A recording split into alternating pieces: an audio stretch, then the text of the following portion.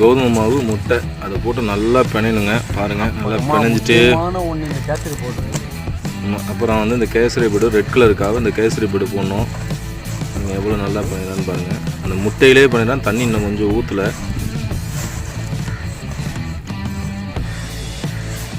ஏன்னா முட்டை வாசனை எல்லாத்துக்கும் போகணும். முட்டை வாசனை எல்லாத்துக்கும் போகணுமா?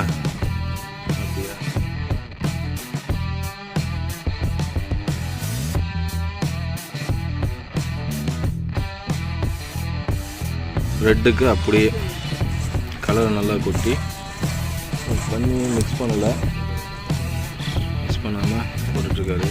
நல்லா ஜிலேபி கொஞ்சம் விட்றா ஜிலேபி இப்போ தண்ணியை ஊற்றி நல்லா பிணையணுங்க.